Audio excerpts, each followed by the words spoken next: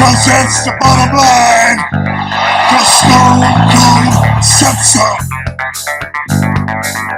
Feed me more. You just made the list.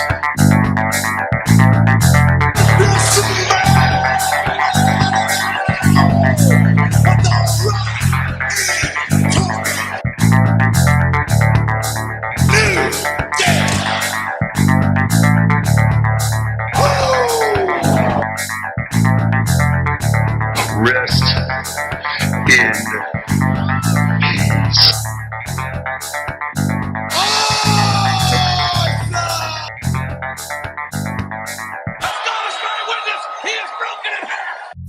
Titus O'Neil fell at the Rumble. All right, we got that out the goddamn way. Titus World Slide. Alright, shit. If y'all listen to the Greatest Royal Rumble Fallout video that we just did, then you know that we talked about it definitely ad nauseum in that fucking video. But I wanted to get it out the way for this one because we're going to have to talk about it again. But God damn it.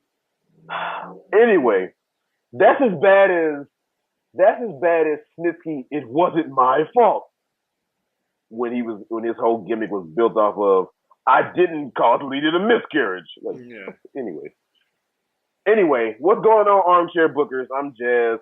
Yeah, what up, Here with my though? dude. What's going on? We're going to talk about, it is currently Thursday, May 3rd, 2018. We're going to go ahead and talk about the go home for Backlash, the go home Raw that just happened on the last day of April. Apparently to go home. Jesus Christ, we already have another fucking pay-per-view. We have another fucking go home. And within 30 days, we are going to have three events. Three big events. That's crazy. I'm sitting up here talking about, I'm sitting up here thinking, and I'm like, the reason why, because if this was just another Raw, it would be not a bad Raw. Mm-hmm. But just like the for Greatest Royal Rumble, this go home, it was not that special. Yeah. And I mean, the reason why it was is because WWE has booked too many big events within 30 fucking days. Yeah. It's like you kind of you're worried about what you're gonna do week to week, but then at the same time you got to worry about what you're gonna do on this big event, which is fucking WrestleMania. Mm. This big event, which is like our first time going inside it, or no, I don't know our first time, but you know the first time we're doing it as the first time, so yeah. Okay, first time going to Saudi Arabia, and then this event, which is the fallout after WrestleMania. So it's like you got three two definite big events, and then one event billed as a big event. It's at least the first time you're going overseas to this country. So it's like we're doing it week to week, but you also got to worry about fucking what's going to happen after, in these events and shit, man. It's a lot to worry. And then not to mention, WWE went from America to South Africa to America to Saudi Arabia to fucking Canada, then they're going to hit the East Coast, and then they're going to come back to Central America. That's a lot of traveling, too. Yep. That is a lot of shit. Yep. I'm not mad, y'all. Get the money, do what you got to do, but fuck, that's a lot of shit to worry. Yeah. That's to worry about, man.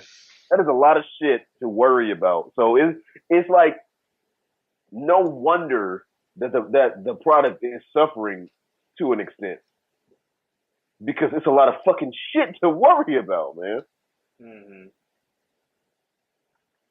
Anyway, the night opens with Roman Reigns talking about, hey, at the fucking Greatest Royal Rumble, Brock Lesnar didn't win. My feet hit first, but you know what? We'll settle it at Backlash.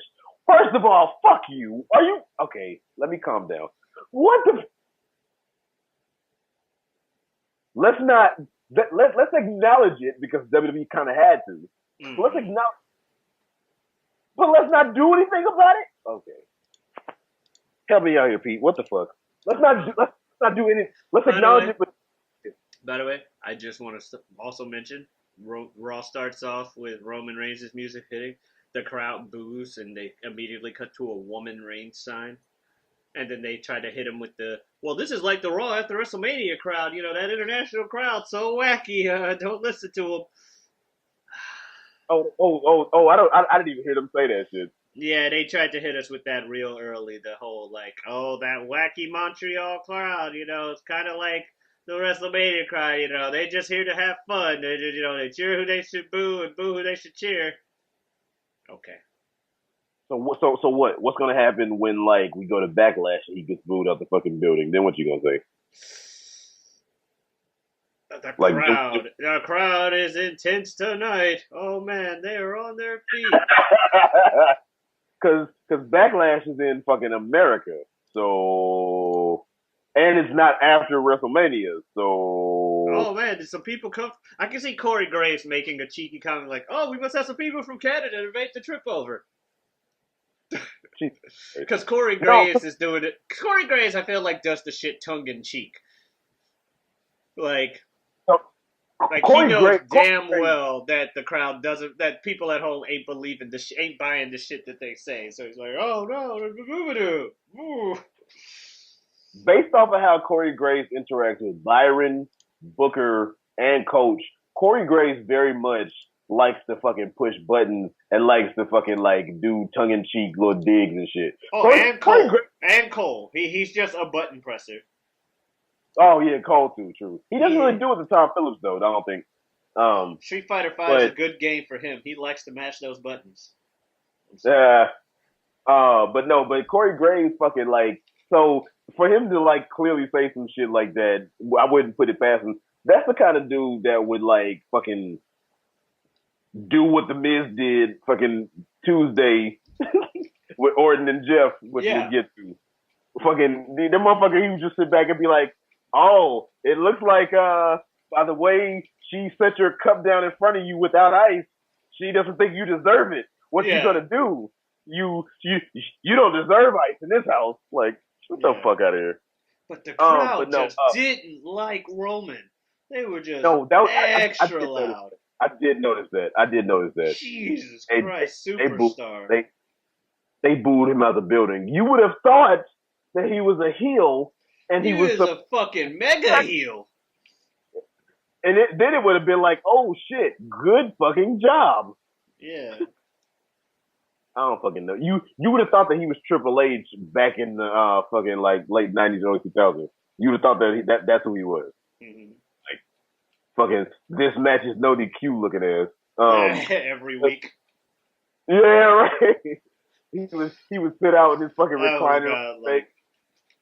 That recliner on the stage was so fucking brilliant. So it just had his dude. That whole shit was godlike, just like every week. By the way, this match is no DQ, and he just beats the shit out of him. It's like, wow. And he was sitting in a fucking like lazy boy chair, just watch you get your ass kicked. But no, man. So yeah, no, Roman Reigns got booed out the fucking building, right? But then, like I said, WWE. This is nothing that makes me think that shit was a mistake. But this dude fucking, they had to acknowledge it, but they acknowledge it, but then they don't do shit about it. Yeah. Because obviously Brock Lesnar is not at the event, which I'm not gonna say is like good or bad or whatever. He's just not there. He's a part timer. We know this. This is what he do. He's not there, so he can't be there. But they acknowledge it, but then they don't like overturn it. The fucking ref apparently tweeted out, "I made the call. I'm so sorry. Oops, my bad. I apologize. I got it wrong this time." But then we don't do anything about it. What do you do? All right. To be fair, real sports, the refs will end the game on a bad call, tweet out, "Oops, we fucked up," but things move on. I guess that. However, also Roman kind of got cut off with his talking and wanting to demand shit by Samoa Joe with a video, and then Jinder Mahal, who the crowd also hated. But he's supposed to be hated. Yeah, but they cheered who they should boo, right? Ah, They sure as hell know to boo Ginger. And they hit him with the "You both suck" chant, which is hilarious. that was funny as shit because when he came out, because a lot of people don't like Jinder Mahal, not just because they're not supposed to, but he is also kind of like, where the fuck did you come from? Type of like main like status type shit. And it was so funny because I'm watching this shit and I'm like, damn, I was like, this is two people who don't really connect with the audience right now. And then the crowd just starts going, "You both suck," right after I said that shit. It was funny as hell. Um, but nah, man, like we can talk about Roman Reigns till we blue in the goddamn face, as my mom would say. Which would be really But difficult for us. Well, you less so than me. Still. for those of That's you a all, black joke. that's a joke because we're black, but but I'm very light skinned. Well, actually, it might be difficult for you because you are what they refer to as a red bone. So trying to be blue in the face would be hard. It would make me purple. Shut the fuck up. No, it's just be harder to go from red to blue than from black to blue. I mean, black and blue is a thing. I'm sorry, I'm just going on and on. What are you fucking talking about? God damn it. Anyway. Who so they gave me start this saying shovel? you both Why am suck. I in this hole right now? Who done this hole? So they start chanting, "You both suck." I kind of forgot a little bit of some of what even fucking happened. Ginger's like, I just remember. and I'm not doing that to make fun of the language he speaks. I don't know if he spoke English. I just don't care. That's just all I hear when he goes. It's like, "I am Jinder Mahal." And he just says random stupid shit. But then all of a sudden they get interrupted. Oh, and the crowd loses their shit. I mean, And holy understandably damn. so, man. Like, there's hometown pops, and then there's this shit. They were just going fucking nuts. They were cheering loud as a bitch for these And then he shit. just They randomly speak French, and then Kevin Owens comes out and also randomly speaking French, talking about shit, and everyone's like, "Yeah!" And I'm like, I have no idea what the fuck they're talking about, but we chants, yeah, we. the weak chance was the shit. That shit was so fucking dope, man. When the crowd started going yes at first, and then all of a sudden the crowd just started going we. I was like, this is the coolest shit in the world. These motherfuckers are chanting we. That shit was cool as fuck. That's why they say the crowd can make an event sometimes. A lot of people are saying it. I got to agree. This crowd was the shit tonight. This crowd was just losing this fucking shit, and I loved it.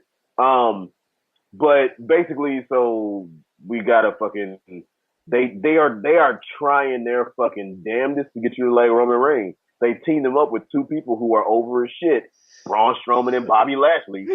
To be like, so rude. It's so rude. It's like, man, you already like had Kevin Owens and Sammy go up against fucking Braun and Lashley and not have a fucking chance, and now you throw in the character who, in character wise, is fucking on the top, fucking Roman Reigns. Why? It's just that they're not gonna win. Oh, and you give them Jinder Mahal to help? Ooh, who really gives a fuck? but see, this is the thing though, like, because I know everybody else noticed this too, but this is my thing with it. I was like, y'all motherfuckers are really fucking trying to like get Roman Reigns over. What else is new? Because you fucking put him in a team with two fucking big tough faces that are over as fuck. One who is over as shit in Braun Strowman, and the other one that is over like, to his own extent for coming back, Bobby Lashley. And these are like the biggest people in the company next to Brock Lesnar and Big Show. And you put them in like mega faces with Roman Reigns, because one, Roman Reigns is nowhere near as big as the two of them, but they're trying to make him. They're trying to make Roman a big man, and he's not. Which there's nothing wrong with not being a big man, but they're trying to make him a big man, and he's not. And then they're trying to make him a mega face. He's the big dog, yet he needed help to give Braun Strowman his comeuppance. That's all I'm saying. He needed to reform the Shield just so he could actually go, hey, we triple power bomb Braun through a table. That he finally got his retribution. Yeah, I'm the big dog. Now I think the guy that you needed two other people to team up with to defeat and finally say, leave me the fuck alone. I think that guy's the real big dog. He might be the shit. I think right. the guy that entered the tag team battle royal by himself and won it, and then grabbed a 10-year-old to win the titles at WrestleMania, might be the actual big dog. I think the guy that took your fucking Royal Rumble elimination record might be the actual big dog. How about the guy that eliminated a whole elimination chamber match worth of people before losing to you? Yes, but still taking 3 finishers after that. Might be the actual big dog. That's all I'm saying. But okay, Roman, you're the big dog. Woof woof, arf arf, whatever. They're like I said, they're trying to make, not only are they trying to make him the top guy, but they're trying to make Roman Reigns like they're trying to make him seem like a big man. Stone Cold was the top guy. They never tried to make him seem like he was on par with Big Show or fucking Kane or some shit. True. Because he's not a big man. Like, if you're not a big... But they're trying to make Dean is taller than Roman. Who? Dean. Really? Yeah. Holy shit. Dean is taller than Roman. Yeah, Dean's actually a lot taller than you would think, just because of the way his demeanor looks. He's like... Yeah, true. 6, whatever that's tall. He's like an inch or two taller than Roman. Yeah, damn, I didn't expect that. I can't wait till he comes back to the fucking show. Mm-hmm. But yeah, I don't know. So they set up a 3-on-3 match. Yeah, they call them 6-man tags, but I've always been that kind of person where like shouldn't they? Like I get why you call them a 10-man or 10-woman or whatever, but it's really like a 5-on-5. But whatever. That's just me playing semantics. I've always felt that way. I get it. But for me, that's how I think. One's quicker to say. Totally splitting hairs, right? Elias versus Bobby Roode are like continuing their little like rivalry they got going on now. Elias, of course, getting his fucking like cheers and like he's just like the Miz and other people in the sense that people love to boo him, but they still say his catchphrases. Yeah, I still love this guy. Like he's like my my second or third favorite thing going on with wrestling at the moment. Braun being my favorite thing on wrestling at the moment. And then there's like Elias, just because he's just got the charisma part down. He does. And I mean on top of to be fair, he's got a look to him too. I'm kind of mad they took away his last name Samson because it worked. Oh, because the hair and the beard and shit. Yeah, and the fact that he looks like he's strong as shit. They took away his last name. I don't know why, but also it just sounds weird to just say Elias. Like when he's like, "Hello, I am Elias," as opposed to "Hello, I'm Elias Sampson." Two names, huh? Unless WWE, unless your two names are like something that's kind of made up, like Stone Cold or whatever. WWE does not do first and last names. It just doesn't do that. So that's why you're either gonna be Cesaro, like made up like John Cena. Unless it's your Randy Orton. Randy Orton. The only way I can take it away. Kevin Owens. Daniel Bryan. Touche. Braun Strowman. I mean, we can keep going. Touche. But then at the same time, I take you to. I get your point. Before we go on, I get your point. It's just funny. It's like you made up name. You made John a good point. Cena, unless it's your real name. Okay, Sami Zayn. Kevin Owens. You made a good point.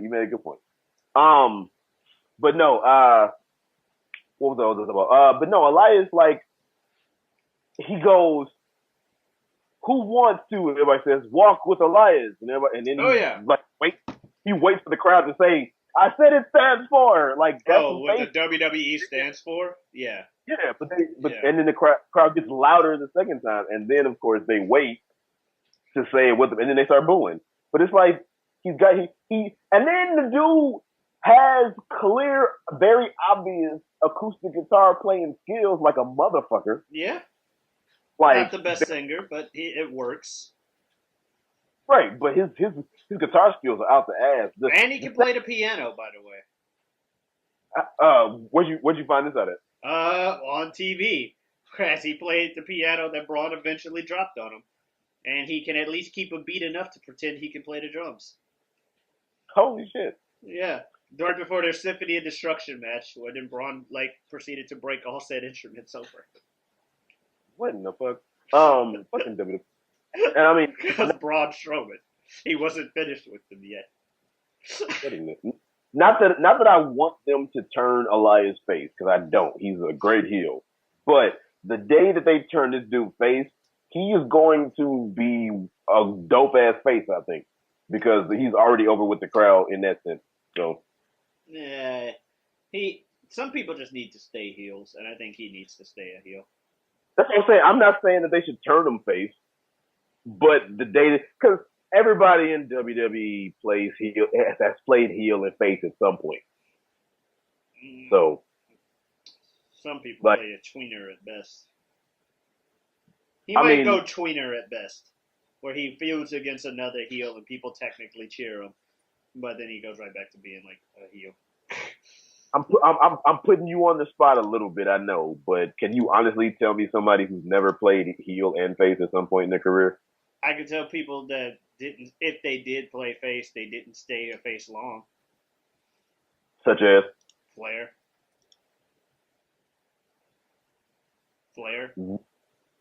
Ric Flair has definitely been a face. It wasn't long. He was a heel people cheered for fucking ever. He's Ric fucking Flair. But the dirtiest player in the game is the dirtiest player in the game for a reason. How about William Regal? Also, definitely while he's wrestling, at the very least, he's not been a face. He's always a fucking heel. That one, I know he's had to have played a face at some point, but that one, you kind of got me because I can't. He'll do I'll even help you out with the face things that, and obviously, provided we have viewers that comment in the chat that can blow me up or whatever, or help me out. Now, they could blow me up or help me with this, but for the most part, I've seen William Regal do face stuff as like a general manager. But even then, it's so much as just going like, hey, heel, I'm putting you in a match with a face. And making you answer for your shit. But for the most part, if he's like wrestling, that dude is straight up heel, like, 24/6. Maybe there's like one day out of the week where he's like, I'm going to do something face like today. But for the most part. I mean, but then you got people, like Stone Cold and of course the late great Eddie Guerrero, who did heel shit, but were faces because of it. Like Eddie cheated like a motherfucker in his matches, and everybody loved him for it. I feel like face. Now Randy has definitely been face.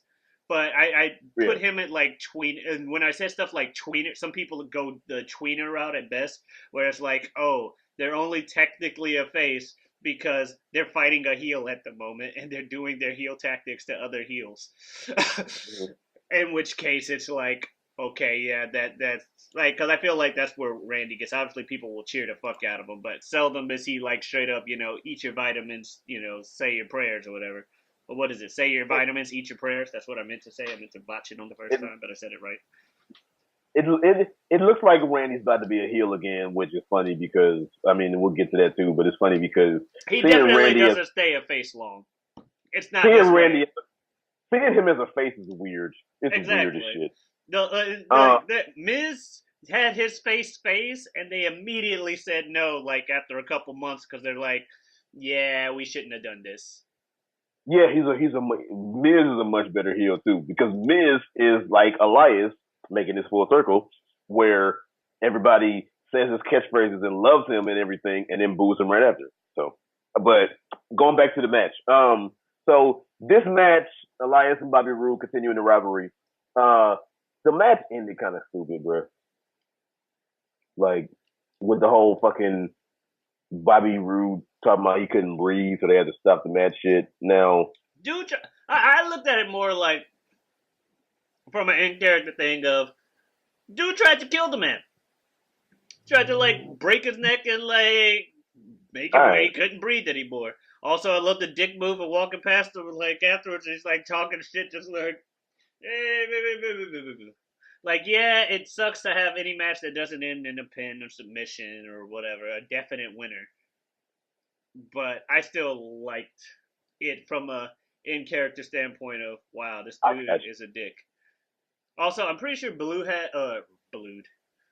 Robbie Bobby Roode, Jesus Christ, Bobby Roode had a blue robe. This is why I got messed up. I'm pretty sure Bobby Roode had a blue robe on SmackDown, and now he's got a red one for Raw. I give you that. There's a lot of boo and roo and just like, I give you that. I'll give you that. Yeah, Bobby Roode had a blue robe on SmackDown, and now it's like red for Raw. So I'm like, oh, I like that, like neat touch. Okay. Also, I didn't notice.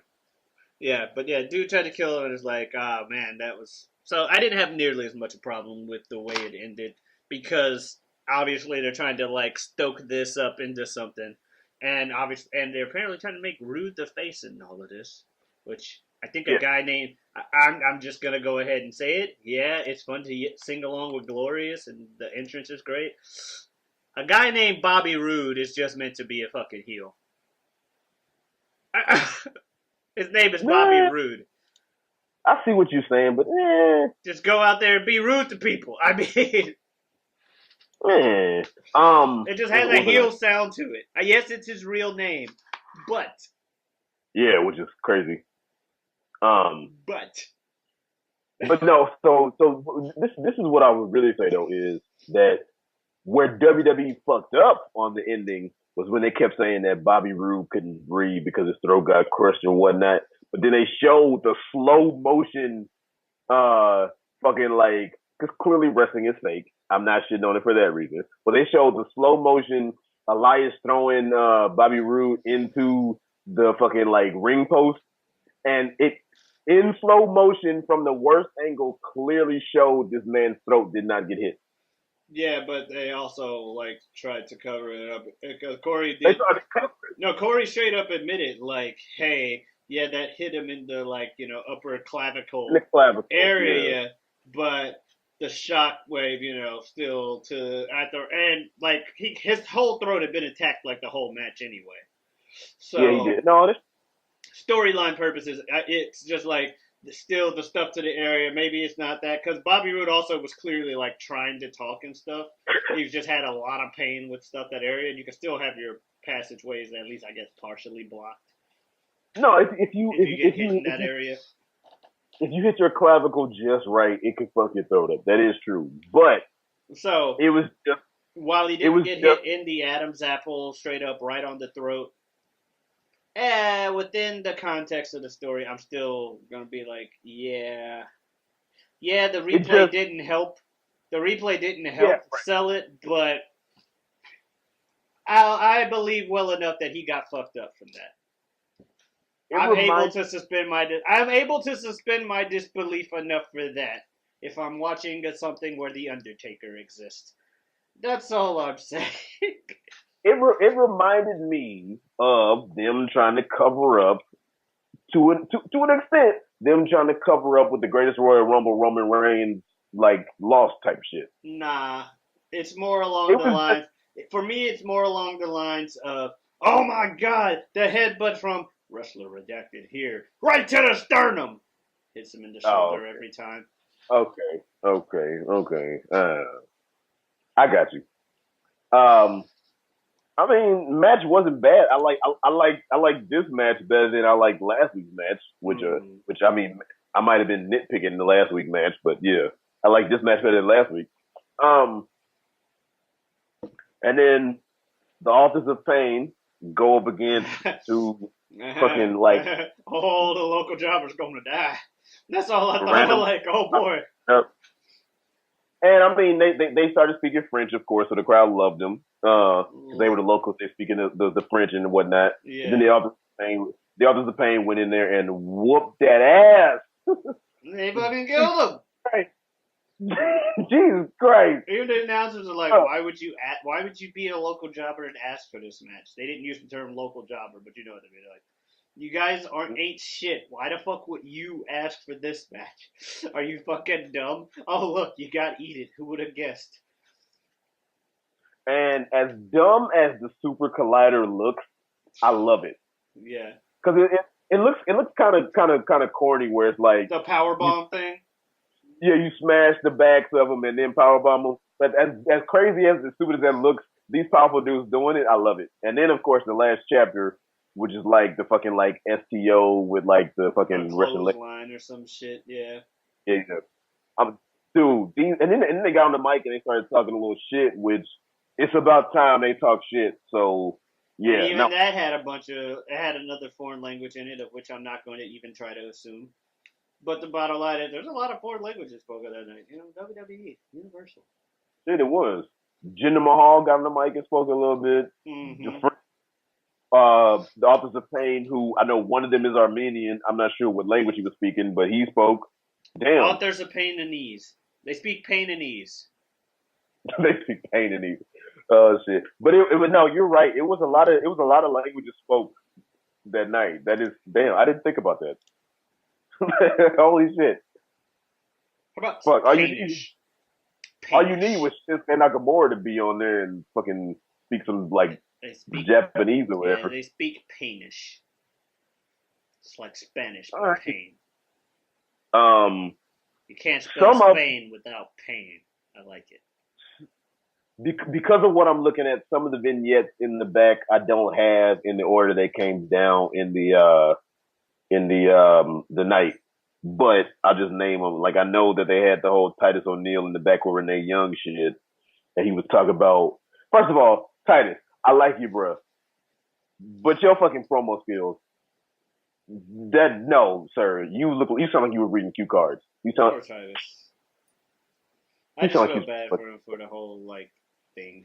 I still was like poor Titus for this whole world slide thing. I hope he recovers and he doesn't become Shockmaster 2.0, but it doesn't look like that won't happen anytime soon. They're going to try to rekindle this dude and reinvent this dude off of fucking off of this fucking shit. Yeah, he's Shockmaster 2.0. It's fucking ridiculous, man. But yeah, so he was all like, I didn't do this. So I did it on purpose because I was trying to like sneak in and oh no, I fucked up. And then Baron fucking Corbin came out and fucking why? Why was he there? Why not?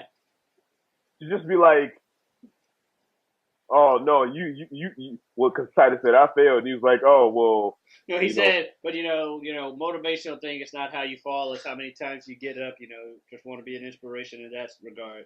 And then Baron Corbin's like, you really want to be an inspiration, you wouldn't have fell in the first place. Okay, that's what you're right. Oh, it's like why did you even come here? Shut your ass on. I don't know. Mm-hmm. But yeah, like I said, I like Titus O'Neil, but acting in that was bad. Oh. Then you want to talk about getting another huge fucking pop. Seth fucking Rollins. Yep. Freaking. It's Seth freaking Rollins. Excuse me. No, you're right. I apologize. It's Seth freaking Rollins. No, but this dude, he fucking came out and said got a huge cheer, said like maybe one or two things on the mic, and then the fucking crowd chanted so much that this dude stopped for a second and they were just cheering this man. Damn. People really like them some Seth, and I think people are still like trying to show, hey, we can go WWE. You don't have to go with Roman. You have other people that can run with this. You know what I mean? Other ex-Shield members, right? It's like the whole I will continue to say the whole Bray Wyatt angle versus Roman, where he kept saying anyone but you, which I still think is funny that in canon that's a thing. Wait, what happened? when like back early in the Roman Reigns push, because this has been going on for like 5 years, when people were booing him, Bray Wyatt would beat him up, and he stopped Roman from winning the Money in the Bank, and then he's just like, anyone but you, Roman.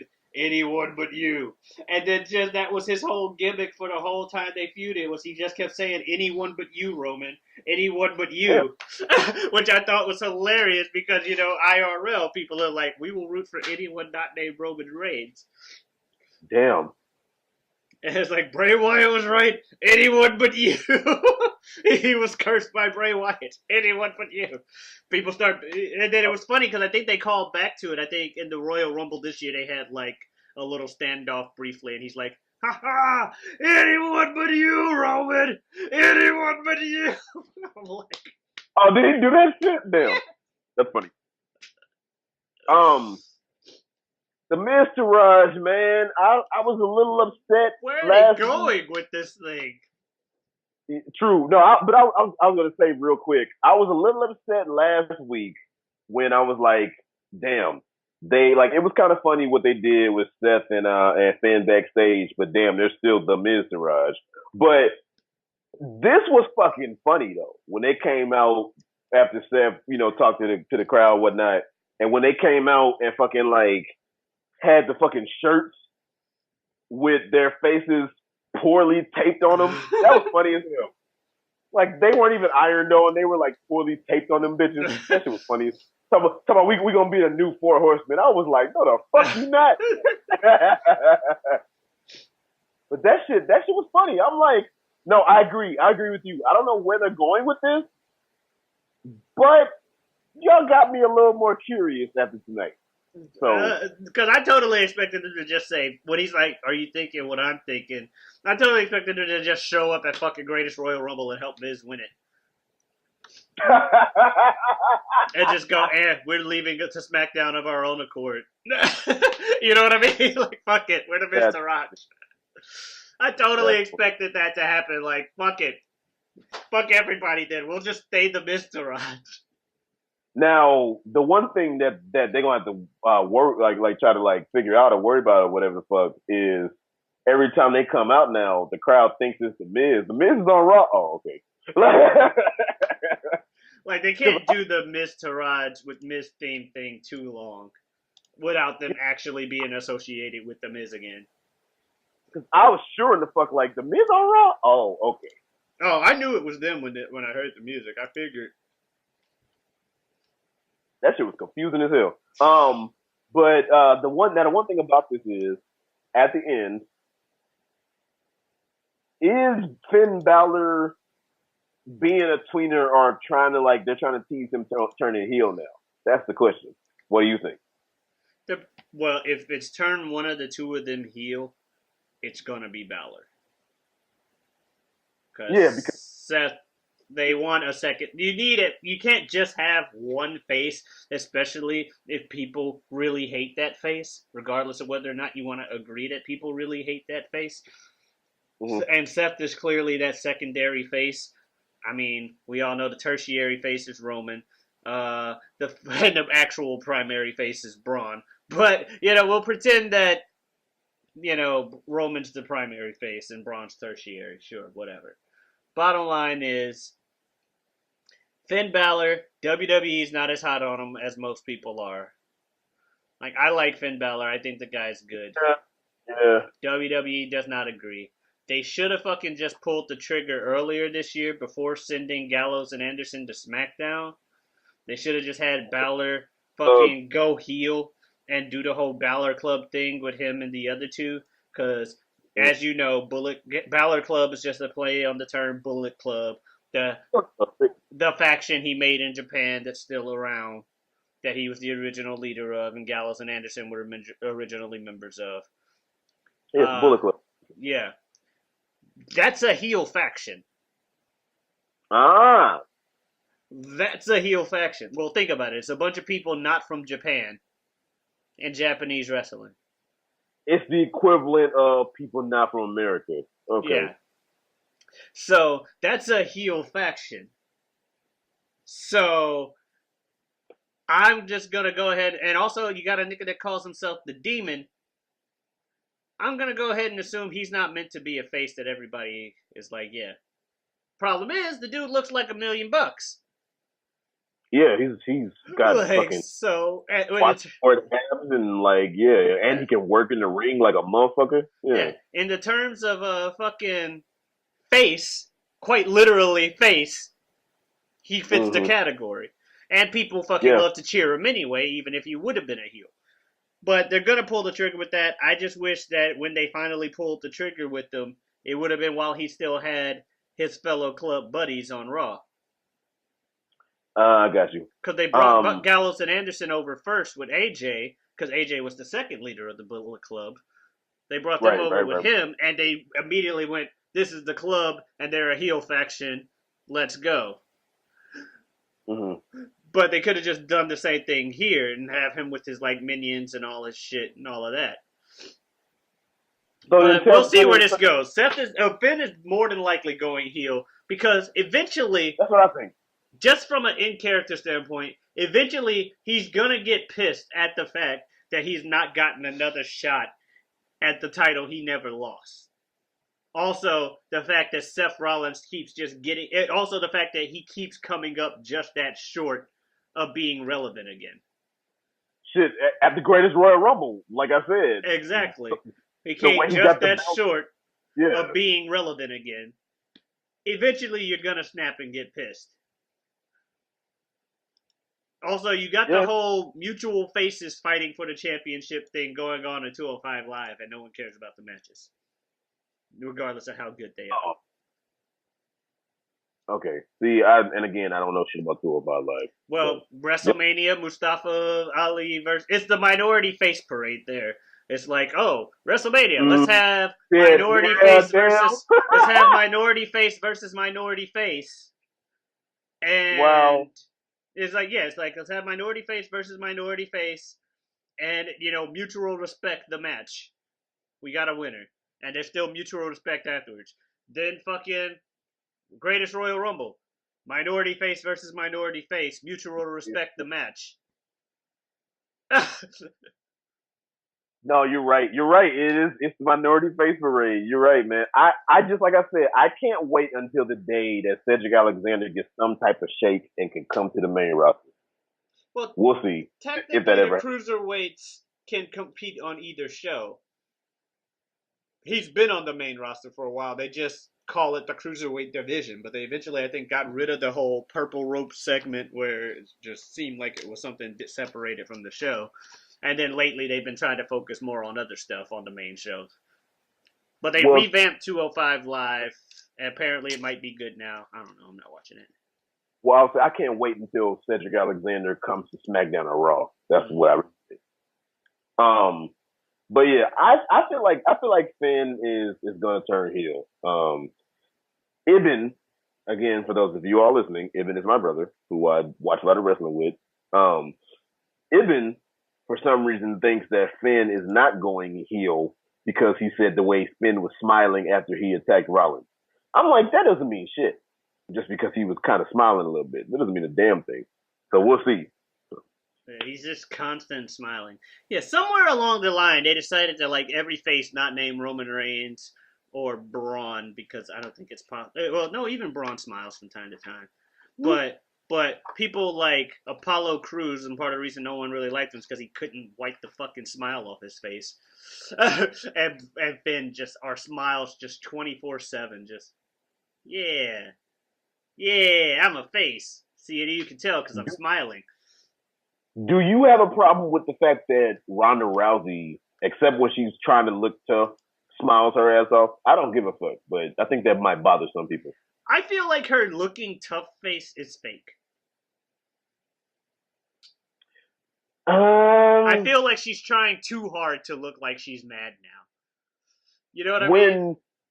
I used to always say when Ronda got into the octagon, if you ever saw Ronda in the octagon, the face that she would make, I used to always say it looked like she was ready to eat somebody because she was just so fucking just evil, mean, angry looking. Yeah. But no, I'll give you that on wrestling because when she wrestled at WrestleMania, she definitely had shades of that I want to fucking eat Stephanie Triple H look. But in between saving Natalia shit, it does look a little fake. I'll give you that. Mm-hmm. I'll give you that. So That whole basically, Mickey James Hitman, she's just like, basically, Rhonda's face, her tough face, looks fake unless she's fighting. yeah. Unless she's actually, So, when she's faking being mad, she looks fake, and when she's legit mad, she looks legit. mm, It goes back to the but whole just put her in the ring, stop having her do like acting segments. yeah, she needs a mouthpiece. She needs a fucking mouthpiece. But yeah, we already talked about that shit on the last podcast. WWE doesn't really do mouthpieces. If Ronda Rousey had a dope fucking mouthpiece, dude, especially pushing the women's revolution, if she had a dope female mouthpiece that could fucking talk for her, dude, she would be shot to the fucking moon. Cause she's already up there because of Ronda Rousey. Shot to the moon in a black. Sorry. Okay, what in the hell? but what I was saying was real quick. I was saying, do you have a problem with her smiling though? No. Okay, because she She's does. a face. I believe her smiles more than I believe her angry face at the moment, which is what I was trying to say. So that's what you meant. Okay, my bad. I missed the point. I got you.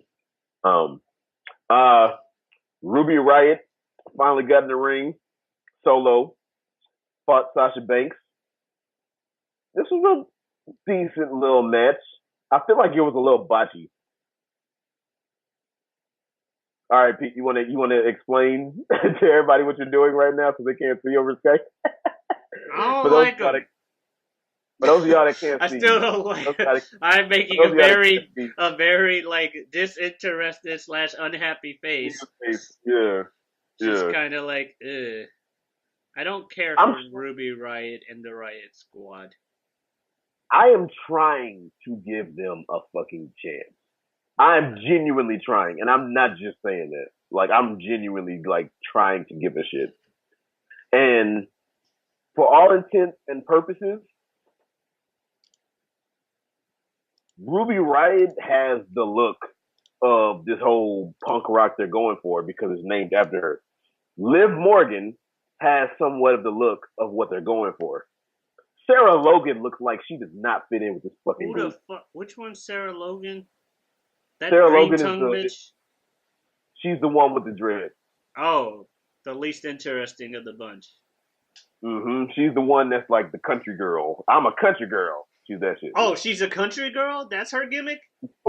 She's supposed to be like a good old country girl or some shit. Like not like country on some fucking like biscuits and gravy Jesse Festus or like Trevor Murdoch shit. The least interesting of the bunch. I don't know her well. I guess she's here to kick some tail. I have no idea why she's here. Like some backwoods shit. But basically you got the one with all the tattoos, you got the one with the blue tongue, and then you got the white girl with the dread. Like that's how you can distinguish them. Fair enough. Yeah, you got Ruby, you got blue tongue bitch, and the other one. Yeah. But I mean, like I said, the Riott Squad just seems like a group of solo competitors that you are trying to pass off as a group of like a team, but they don't really have chemistry with each other. They're trying to force this chemistry. They're trying to force it. The match, like I said, wasn't that bad. It was a little botchy here, a little botchy there. But I remember this whole, like, most of this Raw being like kind of the Raw of like boring or just like uneventful matches anyway.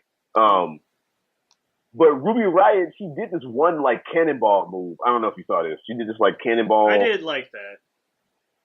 And I'm watching it, and me and Ed were both like, oh, that should be the finish. That should be her finisher. And it wasn't. Yeah. I didn't see nobody do that, like that little backwards cannonball fall shit thing she did that was like out of nowhere and random. But that wasn't the finish. That was the most interesting move out of the whole damn match. Yeah, like, oh, is this bitch's finisher? Okay, I can oh, no, it's not. It wasn't her fucking finisher. I was like, oh, really? Yeah, she ends up winning. Look up Sarah Logan when you get a chance. You know what the fuck I'm talking about. Sarah Logan looks like she does not fit in with these motherfuckers. No, she doesn't. I keep saying that's what I'm saying. I'm like, oh, she's a country girl. Yeah, and the whole thing about the Riott Squad is punk rock. Like, the music sounds like British punk rock. Fucking, and then real quick, did you hear about 2 weeks ago? Liv Morgan's dumbass posted the NXT like run, like the show run. You didn't hear about this? So Liv Morgan on her like Snapchat or whatever, apparently she posted the like script run order of the NXT show. That's fucking stupid. Like, it's like, look, okay, Liv, like, okay, Liv, come here real quick, Liv. Come here real quick. I'm talking to you. I want to talk to you, Liv. If you were doing Big Bang Theory, or if you were doing, say, Seinfeld, or I don't know, the show Atlanta or Breaking Bad, if you're an actor for them, you don't post the script for people to see. People don't post scripts. And if you do, you just post the title and that's it. Now, not only are you posting on a show with a script, but you're posting on a show with a script that even though we know it's fake, it's done under the guise that it's real. So even though it's fake, you're supposed to keep this mystique that everything with it is real. So not only did you post the script, but you broke the fucking kayfabe code in the second place. We'll see if that's going to hurt her or not, because that was about 2 weeks ago. But that was just like, girl, what are you doing? What are you doing?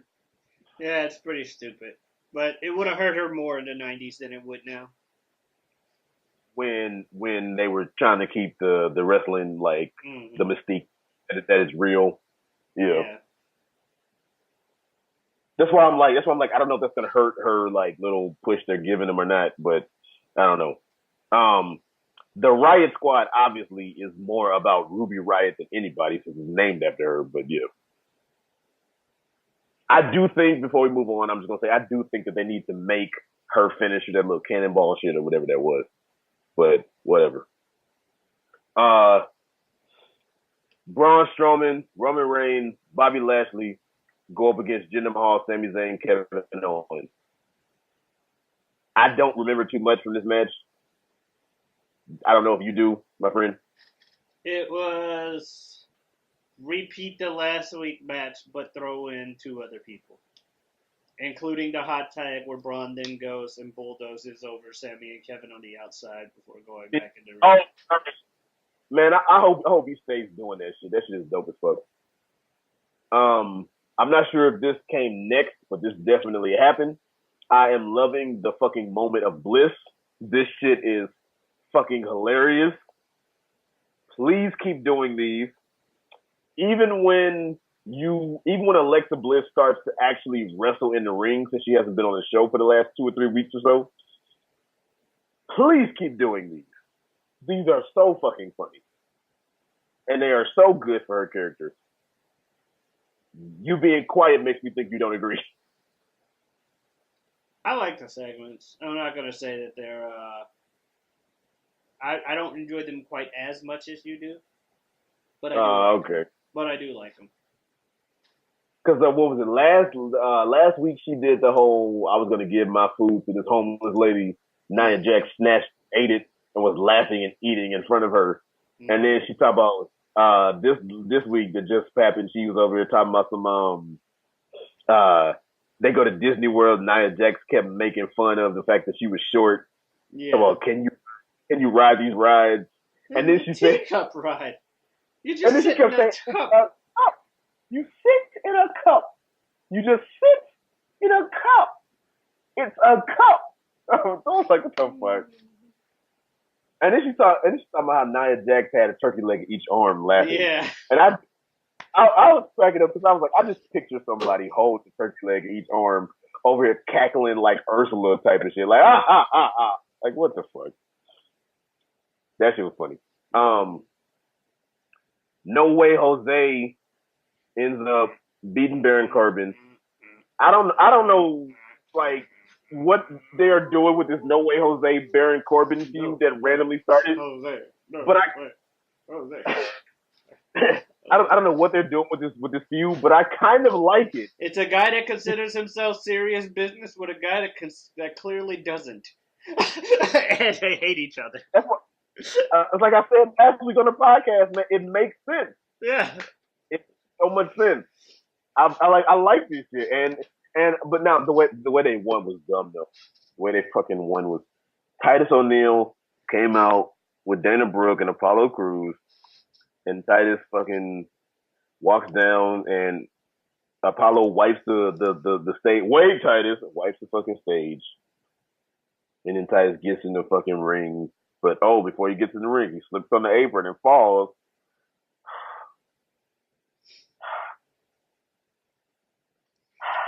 That's his new gimmick. He falls a lot. Shockmaster 2.0. Someone should just give him the goddamn glittery stormtrooper helmet. And like the furry vest. Like, I've seen the fucking... Like, part of the reason that they definitely are going through with this is because not only was it funny in the moment or whatever, and then they, like, overplayed it with the replay, but the internet, in turn, blew up about it. Yeah. Like, GIFs and emojis and all that kind of stuff, including an RKO out of nowhere GIF and all that kind of stuff. Hell, Randy retweeted one of those. Like, I was wondering how long it would take for one of these to show up, where it's just an RKO out of nowhere. I watched Botchamania, the Botchamania that just came out, and fucking Matthew fucking put on like it opens up with him just showing about 5, 6, I don't know how many fucking memes of Titus slipping and like all these things because he had to, but he showed like all these crazy memes and shit. So it was the biggest story of the weekend. It did blow up. So whether or not it should have been, it was. And Titus is gonna have to hold that. We're gonna see what happens at fucking next week, but it's pretty fucking obvious that they're gonna keep this going. Oh yeah. This dude he's gonna find his way into a fucking pay-per-view match / a fucking like title feud or some shit off of this. Watch. Probably. It's fucking crazy. I'm happy for Titus. I'm just not necessarily happy the way that it's going, but I'm happy for Titus because he deserves some shine. I mean, you got to be able to laugh at yourself in order to have this happen. It's not the fact that it happened that bothers me. It's the fact that they're running it into the fucking ground. And I'm saying, the only way you can turn that into a positive is by laughing with yourself and going with it. And eventually try to turn it into something. At least they tried to like play it off this Monday like, oh, he could have tripped on purpose to distract Baron Corbin. Yeah. Because that's what ended up happening. He tripped, Baron Corbin was distracted, and no way Jose won. No, wait. Jose. Anyway, moving on. Every time I see No Way Jose, it's just like, I just think like, dude, again, just like the leaders of worlds, this is some of the dumbest stuff, and I love it. It's a very wrestling gimmick. Very much. It's like, I just dance, bro. I just dance. That's all I do. I dance and party, bro. Come on. Speaking of the leaders of worlds had a promo in the back. I would have liked to have seen them compete, but at the same time, we have 3 hours and a lot of fucking people to fit in every fucking week, so I understand. So they were in the back. They did a little promo. I don't really remember too much. It was typical leaders of world shit. Oh yes, and all that shit, and run and all that stuff. Now this, unlike the Riot Squad, these are two motherfuckers that they just kind of threw together. But these two have very good chemistry. And they make it work with the whole light and dark gimmick. Where like, the darkness can't exist without the light, and we figured that out, and now we're going to be unstoppable. like fucking Matt Hardy and Bray Wyatt surprisingly have very good chemistry together. Mm-hmm. So, and like you said, that whole light dark shit works so fucking well. And then the splicing of their music, most of the time splicing the music doesn't necessarily work, but the music splice is like the shit. Mm-hmm. And then like the way Bray does his like walking out to the ramp or down the ramp thing, but then Matt is still like all like crazy, whacked out, following the lantern and shit. It just everything blends so perfectly. I like what they did with them. Dolph Ziggler and Drew McIntyre had a not backstage, excuse me, an iPhone fucking like promo video. Mm-hmm. Typical Dolph Ziggler, Drew McIntyre shit right now. We're gonna fuck everybody up. So keep watching for us fucking people up. Get out the way before you get fucked up. Typical shit. It was cool for what it was. I actually like McIntyre now, and I don't have a problem with the team of Drew McIntyre and Dolph Ziggler. So I'm perfectly fine. Natalya goes up against Mickie James. Shit, I forgot all about this match. Yeah, you forgot all about this match because you have what have I said, and I will continue to say WWE ain't never really had shit for Natalya, especially after she left the Hart Dynasty thing they tried to do years ago. And we've got Mickie James, who is in Alexa Bliss's like team or corner or whatever, because Natalya came out with Ronda Rousey. But yeah, Alexa Bliss is in Mickie James' corner, and I mean, the match was cool. Yeah. But Alexa Bliss was going to try to interfere. Ronda Rousey traced her around the ring, and which was kind of funny, and then she ran up the ramp. Natalya ends up winning. Yeah. It's a cool look. I really want to care more about Natalya, but she has been mid to lower mid, not even upper mid, but mid to lower mid card forever. I mean, she won the title sometime last year on SmackDown.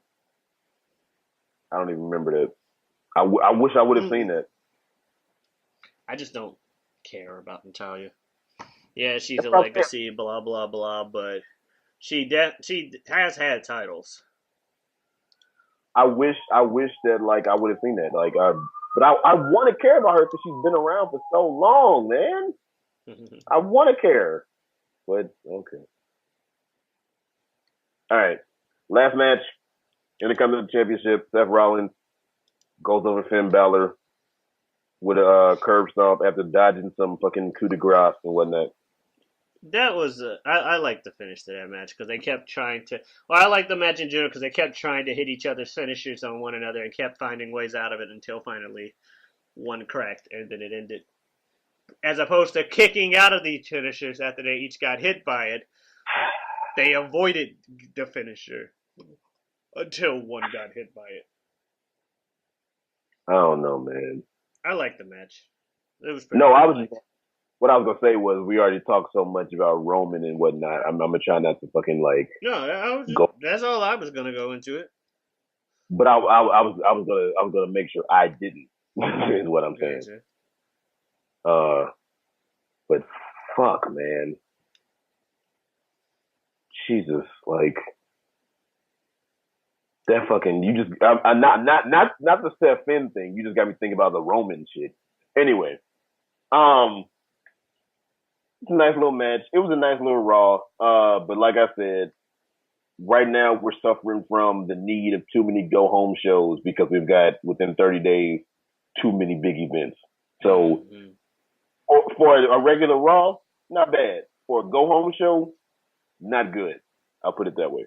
Yep. All right, then we're gonna move on to SmackDown. So, SmackDown. We open up again. It's a lot to remember, y'all. So y'all gotta bear with me, Pete. You might have to help me out with some of this shit. But we open up. Randy Orton. Well, no, the Miz is in the ring. Excuse me. The Miz is in the ring. He's talking about the whole thing of like, oh well, the most must-see show and all this shit. Daniel Bryan's supposed to come out, but I got interrupted. So he brings out. So he bans Daniel Bryan from his thing, which is a very Miz thing to do. And it fits with his whole, I'm not trying to just be a jackass anymore. I'm trying to set an example. But I'm also not going to stand for being disrespected on my show. So I'm banning Daniel Bryan from the show.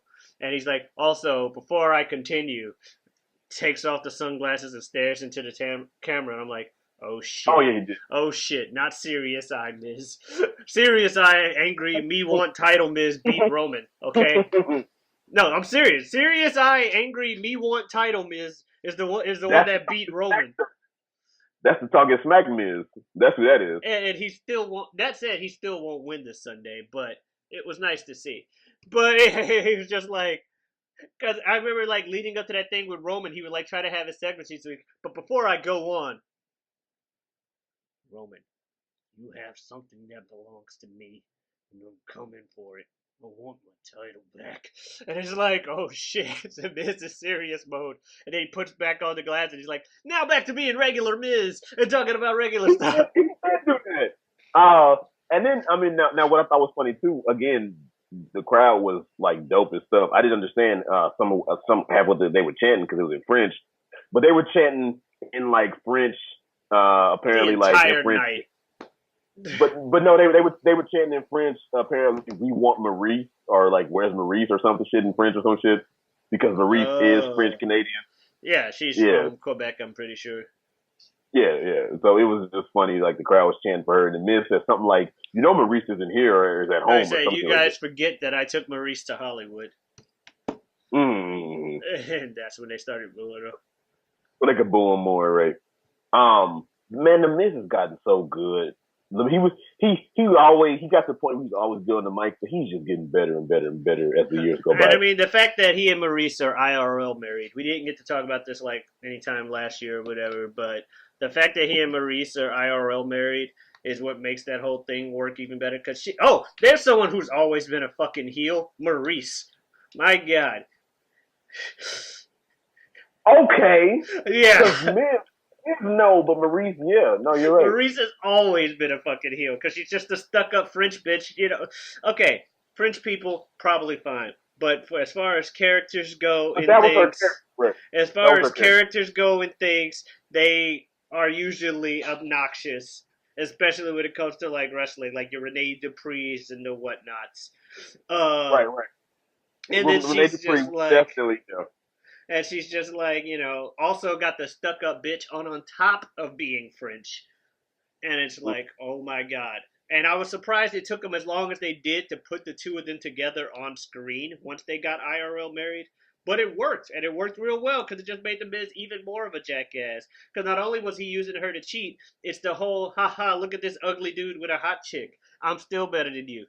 Yeah. Man, I was like... Without at the risk of sounding perverted, man, the Maurice go back to that long ass hair. Anyway. Lol. No, it's funny. Like I always thought Maurice. Never mind. This is gonna sound sexist if we just keep talking about like how women look. So I'm gonna move on. I was say like I always thought she was attractive, but it wasn't as crazy about her as everybody else. But you're not allowed to talk about if you think women are attractive or not. I can say a dude's ugly all the time, which isn't as ugly as he makes himself look at times, but he's not someone you would expect to be with a Maurice. I'll put it that way. Touché. But yeah, shit. They were really bigging up the fact that Maurice was French when she wrestled too, because her fucking finisher was the French kiss, which was a fucking, I don't know if you remember, it was a fucking DDT, but she had really long hair, so she would put her hair like, down in front of her face and then whip it back and DDT at the same time. I did not remember that at all. But that was her finish. Fair enough. She was never the best wrestler. Like, we're not gonna sit up here and pretend like she was. But Miz is doing the thing, and he comes out and he calls out Jeff, and he calls out I don't know if he called him out, but Jeff and Randy come out, and like I said a little earlier, I don't know if I said it during this or I said it during Greatest Royal Rumble, but Randy as a face is just weird. Not because he does a bad job, but I'm just not used to it. No, he's just weird as a face. He goes back and forth between face and heel, but half the time when he's a face, it's more like he's just doing typical Randy shit, but he's doing it to a heel, so I guess he's a face right now. Mm-hmm. And then when he's actively trying to be a face, it's just definitely weird. So, but no, the way the Miz was like instigating was funny as hell, man. Mm-hmm. When the Miz was like, Randy and Jeff were like, no, he did it. He came out, he interrupted me, so I did one to him. It's all good. It's nothing but respect, blah blah blah. And then Miz, like you said, with the whole face respect shit, Miz was like, fuck that respect shit. He's like, really? Mutual respect? This That's where we're going with this. He talks about your mama. Oh, yeah. Like, come on. Why the mutual respect angle? That shit was funny as hell.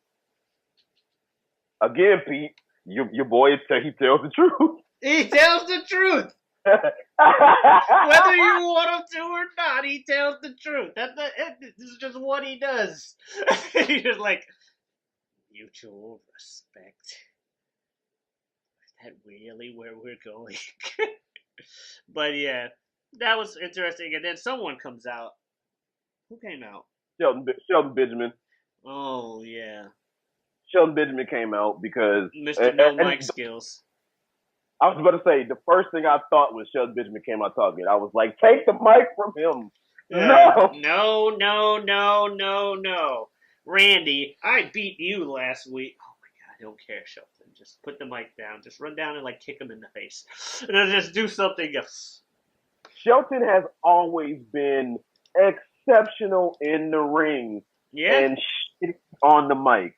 Before they made Kofi the new like spot go-to guy, it was Shelton Benjamin. It was Shelton. Like Shelton Benjamin is to Money in the Bank what Kofi is to the Rumble. That guy that's gonna give you that one spot where it's like, holy shit.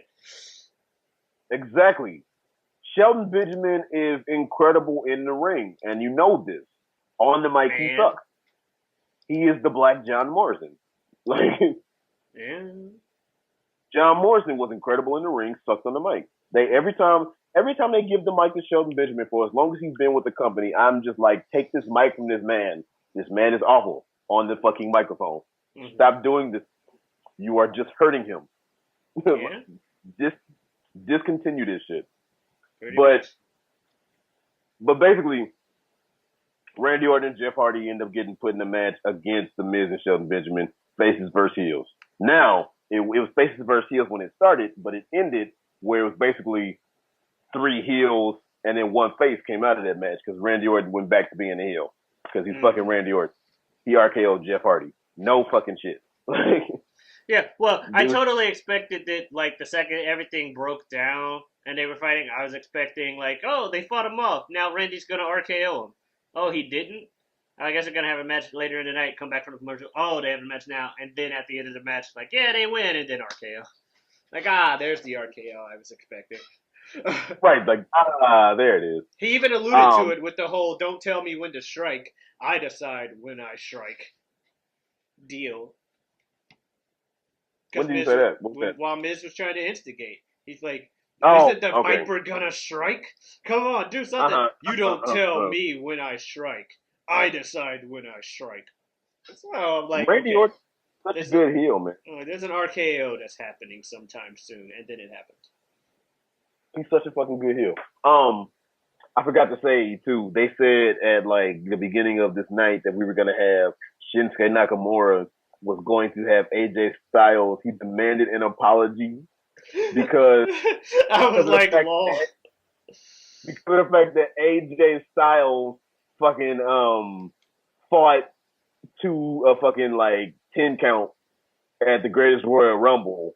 So he demanded an apology because it was unsportsman or some shit, unprofessional. Yeah, because he beat him up. Really, you've been hitting this man in his balls. And he demanded an apology. You've been hitting this dude in the dick how many times? And then you demand an apology because that was unprofessional. Yeah. That shit was funny. And then, like you said, Pete, every time he hits him in his balls, he always holds his arm there for like fucking 10 seconds. Yeah. Be like, in case you missed it. Oh shit! But before we get there, so the New Day and the Bar were backstage. They talked about they talked about like, oh, I thought y'all said y'all were gonna win. No shit. The Bar is not going to go back to Raw. They just got put on SmackDown. They're not gonna put them on SmackDown and then a week later put them back on Raw after the Superstar shakeup. We know that's not gonna fucking happen. No, that would have been an actual Loki though. Yeah, that would have been like, oh shit. That would have been they hit us with the okie doke. that would have been some John Cena drafted to SmackDown, drafted back to Raw same night shit. That's what Yeah. that would have been. But this fucking segment, the goddamn New Day, man, these motherfuckers, these three dudes literally do whatever the fuck they want and they get over it. Mr. Bootyworth, who brings pancakes. Who brought pancakes and baby oil? What the fuck? Yeah. That shit was weird, bro. When he said, give me my baby oil and like just rubbed it on himself. That was weird as shit. The crowd seemed to like it. I didn't say it was like I didn't like it or bad or whatever. It was just weird. Like, what the fuck? Like, what is this? Okay.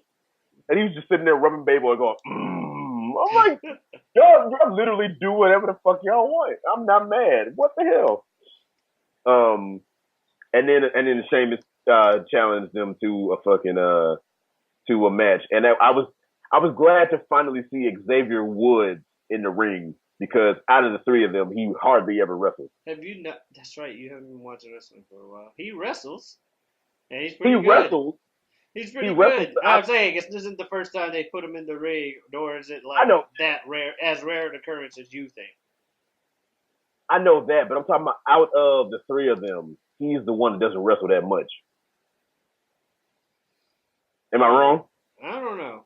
I haven't watched a lot of SmackDown, but during that reign, they definitely switched them out like here and there, especially because of the whole like, oh, let's pick on the weak link, Xavier Woods.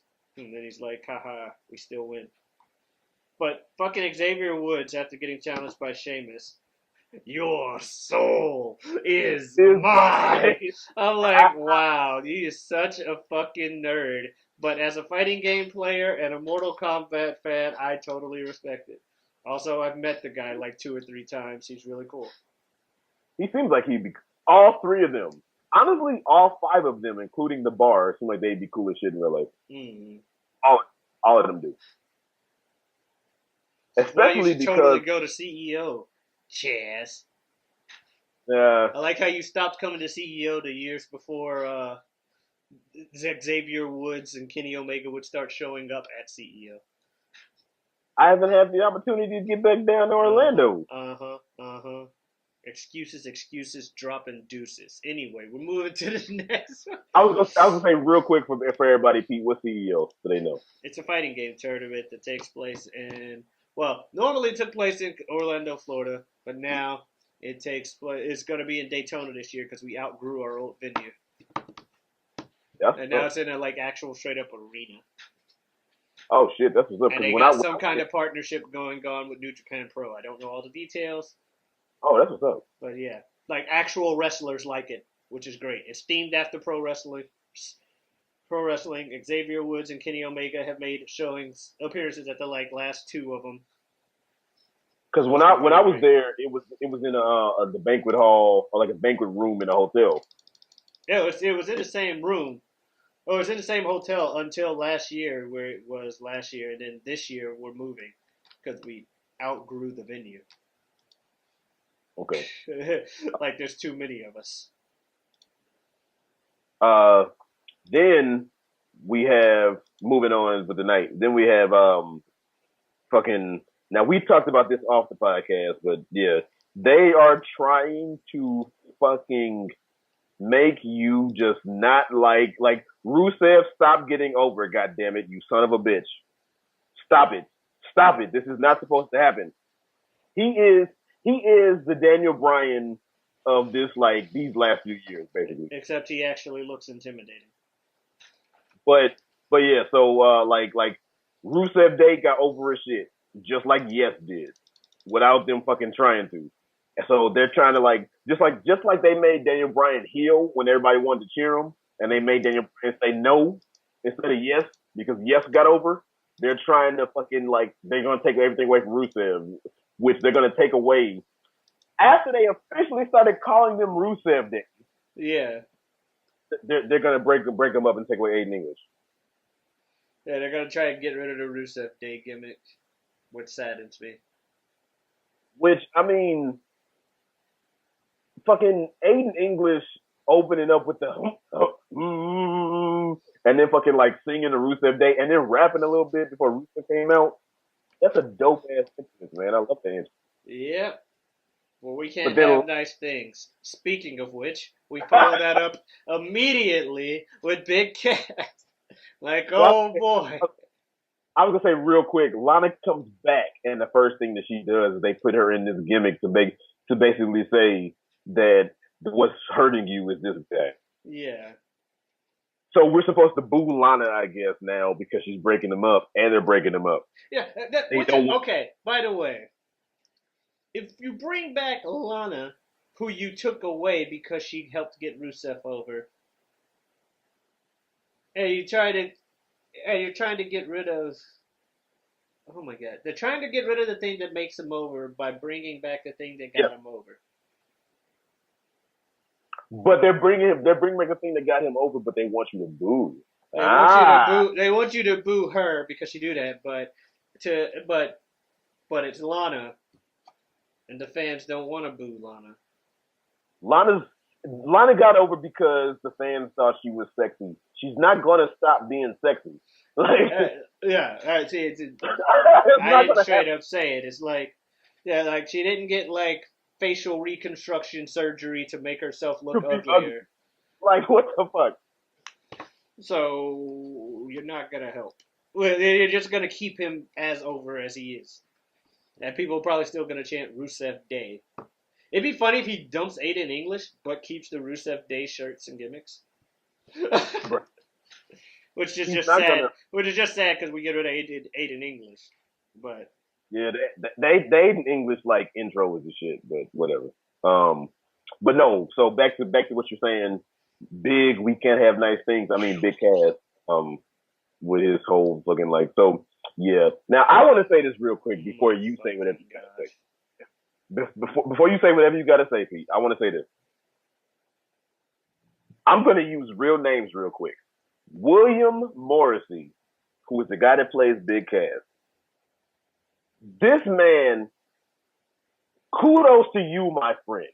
You are doing the best you can with this shit. And I have to fucking clap it to you because they are giving you the shittiest fucking gimmick / feud reason right now. And you are doing the best you fucking can. My fucking heart goes out to you, sir. What do you have to say, Pete? That's all, because that's how I got to open this up with. What you got to say, man? Oh boy, here comes Big Cass. Blah blah, I'm a giant, blah blah. Oh, here's a little person joke. I mean, I get the joke. You know, Daniel Bryan's short, so you get a shorter than average person to go out there. But it is 2018, and people are gonna talk. Hell, people talk shit on Vern Troyer when he died because he played the role of Mini-Me. And they're like, really? Yeah, I saw a bunch of articles on the internet where people were like, yeah, everyone's sad that he died, but you guys gotta remember, he helped glorify making fun of little people.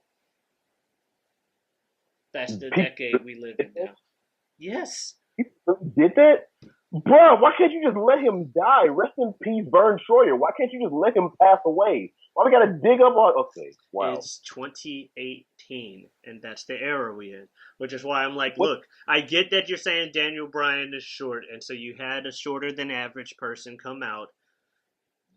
But it is 2018. Not sure if you heard that in the background. But it's 2018.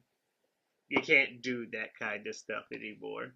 Also, as far as the thing goes, it was okay as far as like building heat and stuff in the end, but I don't like it. I'm not as impressed with Big Cass's mic skills as you are.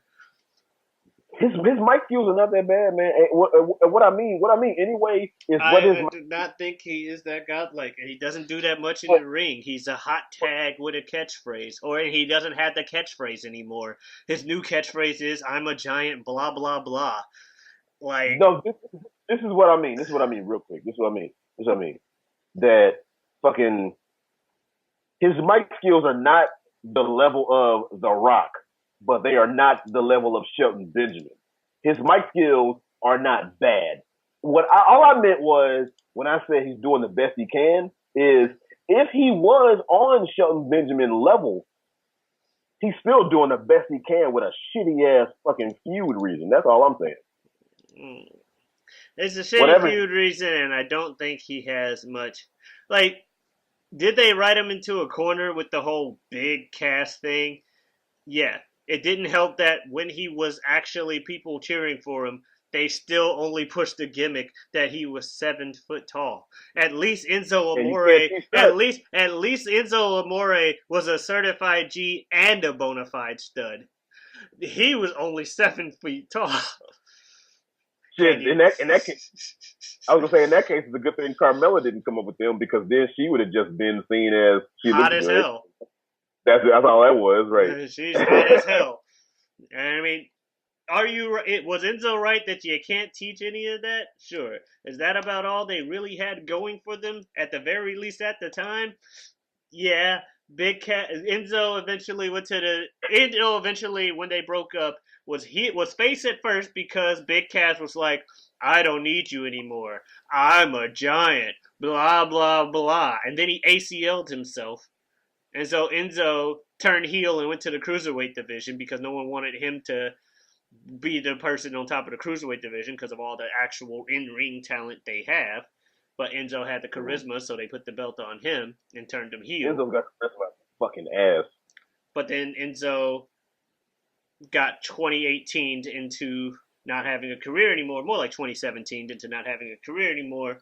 I won't go into detail with that on stream. But, I know what it is. Pretty much everybody listening. No, I'm not going to go into detail with that because I don't want to on screen. But the bottom line is he's fired. Whether or not you believe it was justly so, he was fired. Then we go to Big Cass, comes back from the ACL thing, and he's still blah, blah, I'm a giant, blah, blah, blah. When he didn't have much to his character to begin with, and he was, as even Enzo put it on screen, a hot tag with a catchphrase. That's what he said during their feud, which, like, I went back and looked at it, and I was like, damn, he actually said this shit? And nothing but a hot tag with a catchphrase, and that's what he was. I was thinking, like, because I went back and looked at it, I was like, y'all gonna kind of bury this dude, WWE, because that's what people already say. Like, y'all really let him say this shit? Okay. They let him say it because it's true. But the thing is, they're not going to bury him because they're all high up on him. The people in our back really think he's good. Now, and I'll put it this way. I don't know much about Big Cass from what I've seen aside from what I've seen on TV. But much like with the one Mr. Liaki, my roommate has watched Liaki since he was in FCW, and he watched whatever the fuck they call Colin Cassidy in FCW. And was unimpressed with either of them. But now you got the Big Dog and the Big Cass on main TV. And a lot of those people that were unimpressed to begin with are just seeing their unimpressions be justified. I will say, though, Big Cass he's not as bad on the mic as I thought at first. That I will say that much. But that doesn't necessarily mean good. And that's what I'm saying. Does he have to be The Rock? No. Does he need something more than blah, blah, I'm a giant? Yes. He needs it. Especially because he's not actually 7 feet tall. He's 6'9". But that's why I said, like, kudos to my dude for doing the best he can with this bullshit. Now, if we get back, if we hop off of real life and go back to wrestling, it's fucking stupid. It's fucking stupid. It is like how am I supposed to care about the fact that this man, he's big, and Daniel Bryan is first of all, Daniel Bryan is shorter than average for a guy, and then Daniel Bryan is shorter than you. Okay, Cass, you're a tall guy. Who isn't shorter than you? So why are you picking on Daniel Bryan? Why Daniel Bryan in particular? Why not Rey Mysterio? Rey Mysterio is actually shorter than Daniel Bryan. Oh, well, Rey Mysterio's not there right now. Never mind. But no, like, pick a cruiserweight. Kalisto. It is the dumbest reason to fight somebody. Is just because they're shorter than you and they remind you of who you were before you had your growth spurt. fuck out of here. It's dumb. It's fucking stupid. Like I'm all for somebody, if they deserve it, getting pushed to main event status or at least upper mid card or whatever, if they deserve it. But you gotta make me fucking care and give me a good reason so I, as the fan, can latch onto this person and like it. It's the same. It's the reason why, in a different way, nobody gave a fuck about Jinder Mahal. Like you said, you can't just give somebody the title overnight and expect me to give a shit. And you can't just fucking, especially in today's day and age. You can't just fucking make somebody tall and then, oh, you're short, so I hate you. The fuck? And in today's day and age, where people are a lot more hip to the fact that it's a lot of backstage stuff pulling the strings. If you do something that clearly doesn't feel organic, there's a problem with that. Roman Reigns.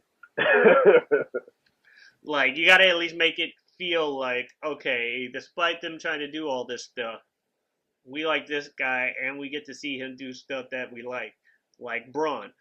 Braun is clearly as protected as Roman. I'm not saying he isn't. Braun is as protected as Roman is. The difference is they make us feel like, hey, this guy is the guy we're wanting, and we're making us feel like it's a gradually thing, and making it feel like it's our choice to cheer for him. Do you think, and then we can move on, but do you think that if they make Roman Reigns heel, it would help? No. Me either. I don't think it would help, but they need to try. Because the difference is, if they had pulled the trigger when they could have and turned Cena heel, it would have helped around that time. Now Cena's divided, and that's just Cena's reaction. Doesn't matter. Well, here's the thing with Cena. Cena started off heel. Yes, he did. No, the reason going to Cena, that again, you got the reason Cena has the fan support he does is because people felt like it was organic. And he to a degree, got over as a heel and then became a face because people liked him as a heel, yeah. And to a degree, it was organic because the person who was supposed to be the guy is a one Randall Keith Orton. But the people said, we want Cena. Yeah, okay.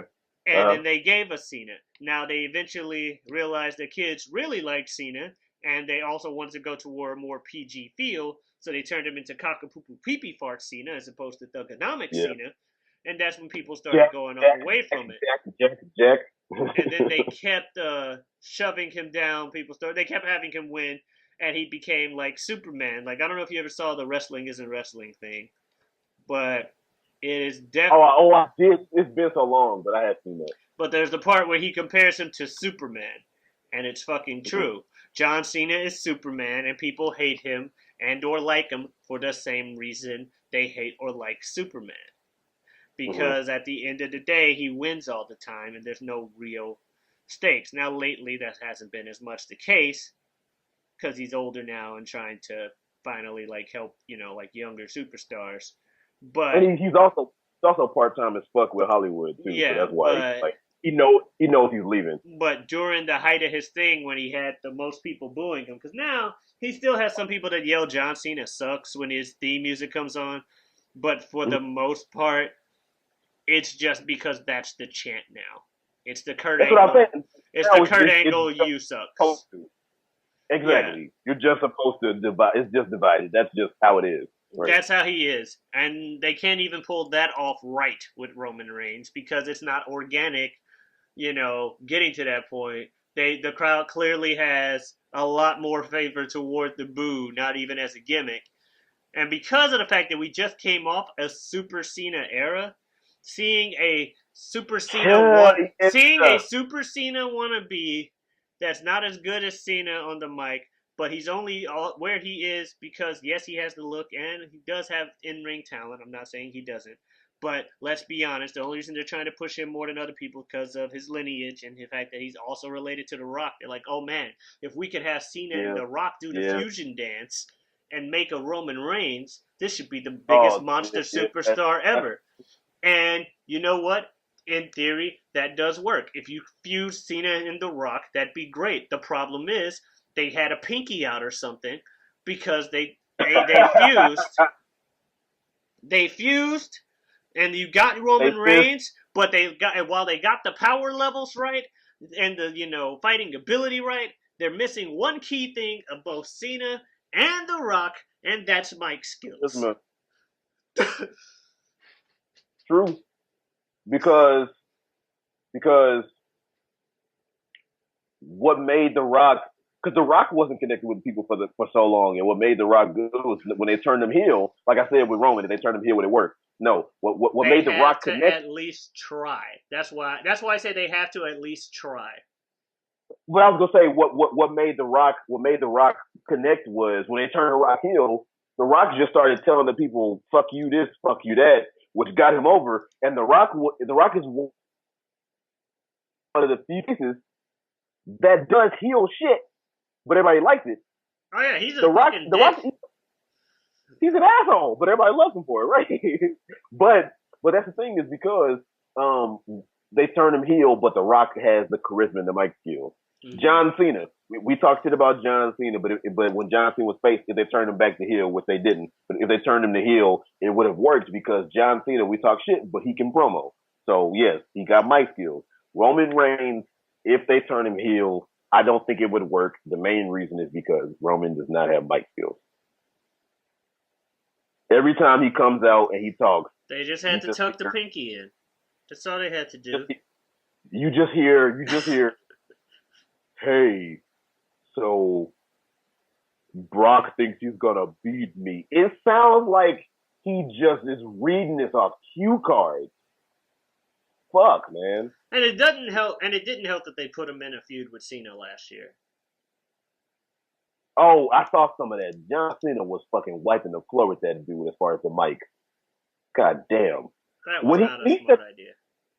When he said that line about it's called a promo, kid, like go ahead and find your line or whatever, I was like, damn, why would you do him like that? He said, go ahead, find it. I'll wait. It's called a promo, kid. You're going to have to figure it out. I was like, if you're going to be the big guy around here, you got to learn how to do one. I was like, Cena, why are you doing this man like this? Because deep down he probably doesn't agree that he should be the next guy. But he's a company man, so he's going to try his best to put him over in the actual ring and then do the whole mutual respect thing. The whole thing with that Cena shit, I was like, damn, Cena. I'm like, beat the dude as far as wrestling goes. You ain't got to destroy his credibility outside the ring, goddamn. At the same time, Jesus Christ. At the same time, you gotta remember, like, while everybody agrees that the dude has the look and the talent, a lot of the other wrestlers, from what I hear, blah blah blah, don't. Or people ain't deaf. The only deaf person is Vince. Apparently. No one else is deaf backstage. They hear the boos, and they're not blind either. They see the reaction. Or hell, maybe they are blind because if they're like me and they go to a thing when it's like, where's the Roman? By the way, I went to fucking the SmackDown after WrestleMania. You know the most fun thing about that SmackDown was the Where's Waldo thing of find the people in the Roman Reigns merch. Oh shit! Where's the Roman Reigns merch? I found like 4 people out of the whole night that I could see actually wearing something with Roman Reigns that was specifically meant to be a Roman Reigns shirt. And one of them had a sign that said, I lost a bet, so now I'm a Roman Reigns fan. No! Oh, shit. I mean, we'll move on. We spent a lot of time talking about this, just like we did on Greatest Royal Rumble. And we might even talk about this on the Backlash predictions. We'll see. I ain't. But moving on, we'll move on off of that. Going back to Big Cass. I feel for the dude playing Big Cass because he's got to deal with this stupid shit. They're not doing him any favors, but I'm not sure how much favors would help. That's all I'm saying. They could have given him a better reason to feud with anybody besides just look how big I am and how short you are. Mm-hmm. Just But period. they didn't. Just period. I believe, if I'm not mistaken, the next promo was Charlotte Flair, Becky Lynch, and Asuka backstage. And if not next, at some point tonight, I could be wrong. People don't kill me in the comments, but Becky Lynch she's apologizing to Asuka because she feels like she cost her the match. Charlotte comes out and says it'll be all good. Then they do this whole thing about, I didn't hear what the hell that she said to Becky. Apparently, Ibn said she called her the fighter, but she's like the queen, the empress, and the fighter. I didn't know, but she's like, we're gonna win, Avengers Assemble, and typical face shit, blah blah blah, hoobity doobity doo. Now at another point though in the night, they had the fucking heels they fought, the Iconics, doing their typical. Oh, I'm so. These bitches again. I don't like them. I'm gonna admit this shit on the fucking podcast to you and to anybody who was listening. I was wrong. I was wrong on the Iconics debut. I called it wrong. I thought that we were gonna have the next like big heel like female superstars on SmackDown. I was like, oh shit, here we go. Okay, cool. Like the debut was the shit. Nope. I was wrong. This shit is bad. And their gimmick is like, I'm gonna do an impression of whoever, and it's clearly a bad impression. But ooh, look at me, aren't I cute? Look at my impression. And they do an impression of Renee Young that she said clearly sounded Minnesotan, and it did, but it was so bad. It was so bad. Oh my gosh. And then Carmella comes out, and it's like, I don't know how many acting skills Carmella did or didn't have. I thought she had pretty decent promo skills last week. Their bad promo skills brought Carmella's promo skills down. Carmella's promo skills she had last week were worse when she went and did a promo with these two. And I like Carmella. This was bad. This is bad. I don't know how many times I said this was bad, but it's because it was bad. I mean, you're right. I don't like them. Like, I wanted to like them, but no. Yeah. And it's the opposite of the big cast thing, because they're giving them a somewhat decent heel way to like get over. Yeah, and they're very annoying people. I don't like them. I mean, the point is that I'm not supposed to like them, so whatever. But I just don't like them. But see, this is my thing from the standpoint of being an actor, performer, whatever you want to say.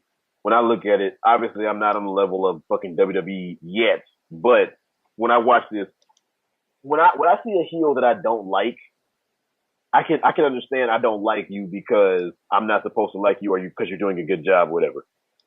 And then there's a difference between a heel that I don't like because you're just bad. Mm-hmm. Like, you're just bad at like what you're doing. And they're bad because they're bad at what they're doing. So yeah. Like I said, and it's the opposite of Big Cass because they're giving him a decent thing, they're messing it up. Big Cass is be giving a shitty thing, and he's trying to do the best he can with it. So anyway, then we have the whole apology that fucking Shinsuke Nakamura is supposed to receive from AJ Styles. Shit was funny as hell. Mm-hmm. So fucking, we got fucking AJ Styles in the ring talking about bullshit, no apology, you owe me an apology or whatever. Samoa Joe comes out. Somebody else they're trying to make a fucking heel, but the crowd does not want to boo Samoa Joe. It's not gonna happen. It's not gonna happen. And not to mention the fact that Samoa Joe got some of the best intro music, like, period. Yeah, the fucktitude meter, the fucktitude that you feel with his theme is pretty up there. And then the crowd sings Joe along with the music on top of the fact that he's got the best. Joe. Right. But yeah, so fucking Samoa Joe is like talking shit, and then Shinsuke Nakamura's like music hits, and it was funny as shit. I love how Joe just straight up stole Roman's catchphrase and is using it better than he does. Oh, believe that? Because Samoa Joe has charisma and mic skills. Yeah, he took Samoa Joe took the catchphrase of the Samoan name Joe, and it's like I can use this better. Believe.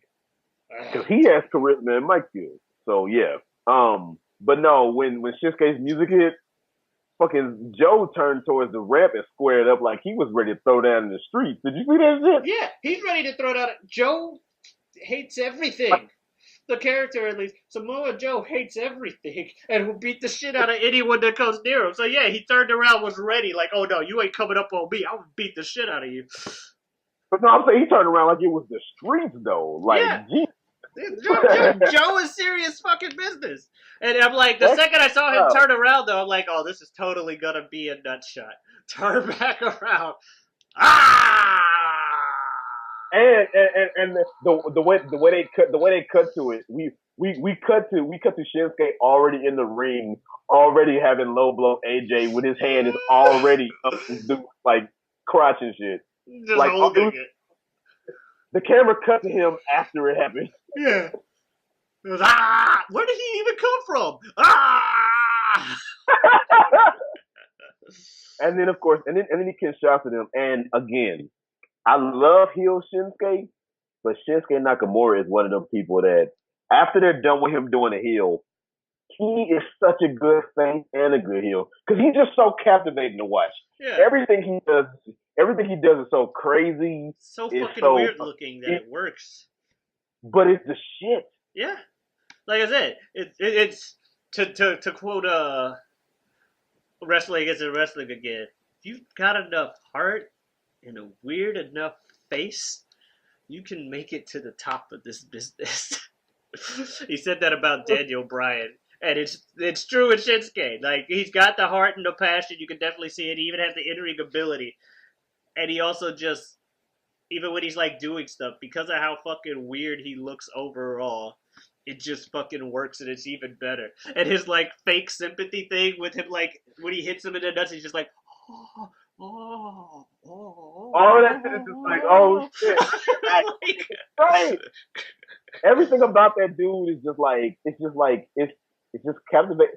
Shinsuke Nakamura, he speaks English, but not that much. So you got somebody who he doesn't speak English that much. He speaks enough for the not speak English thing to be bullshit, but he speaks English, but not that much. He fucking spazzes around the ring doing God knows what, dances out doing God knows what. And it's just like, but he is just so, he's one of the best things on SmackDown Live right now. Oh, yeah.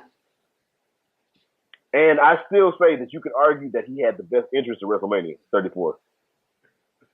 Like, everything about that dude is so, and then how about the fact too that when he was holding the title, he like fucking put his finger in his mouth or whatever, like he was like getting off on like holding the title, like, oh, like what the fuck? I'm telling you, dude, he's so fucking weird, and it's great. It's fantastic, and I love it.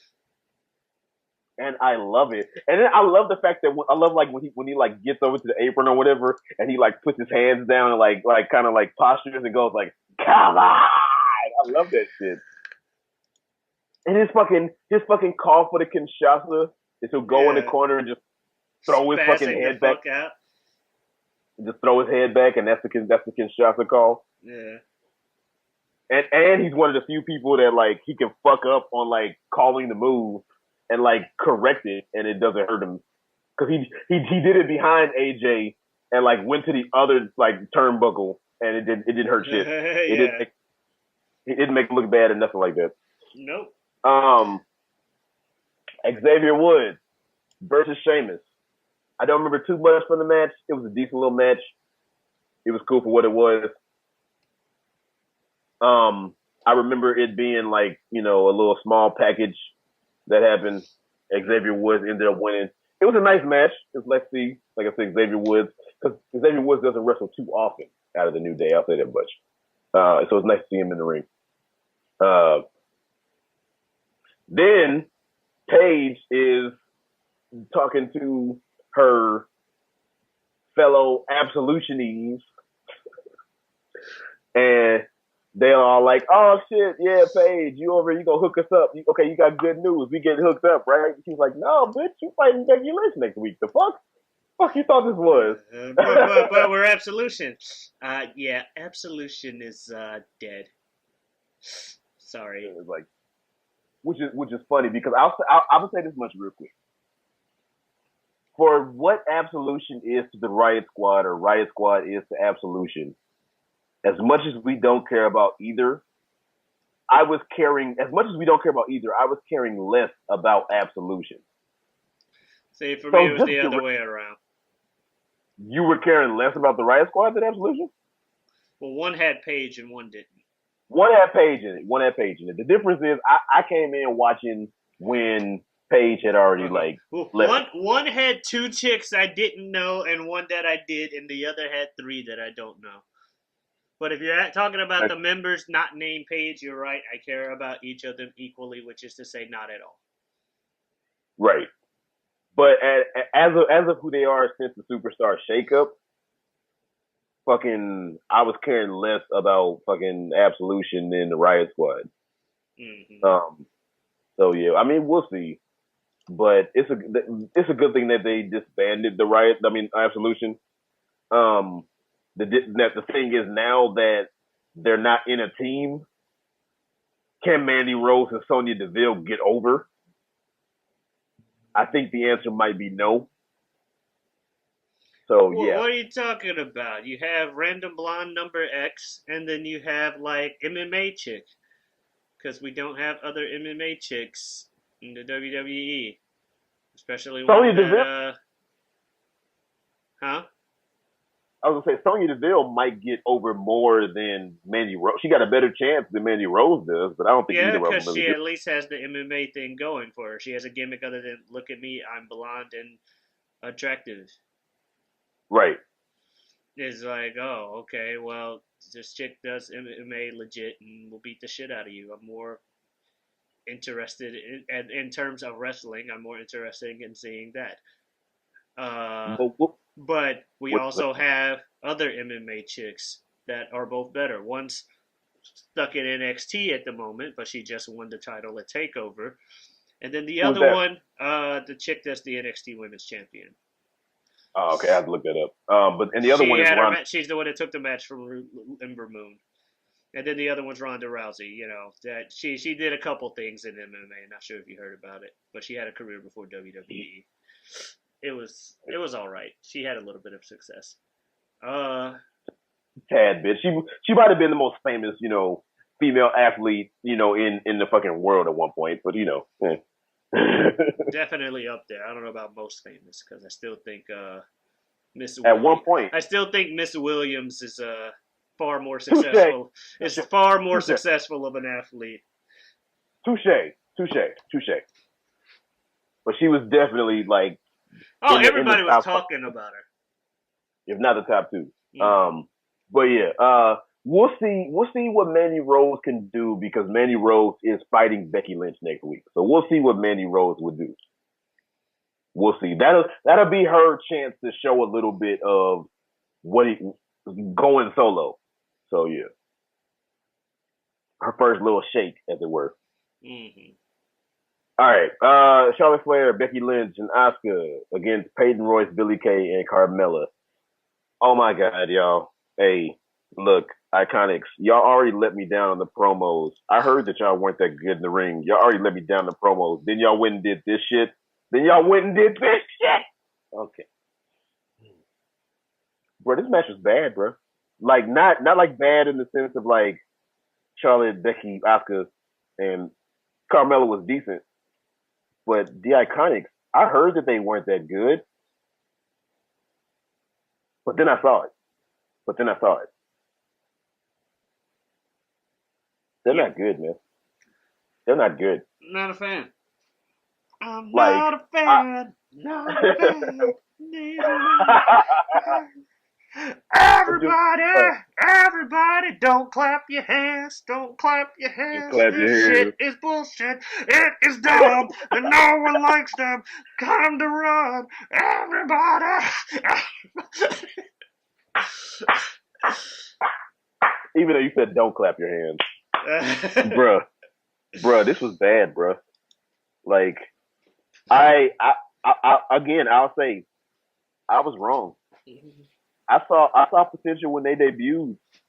I was like, oh shit. Who knows? Maybe they will get better. I don't think so, but maybe they will get better. As they say, time will tell.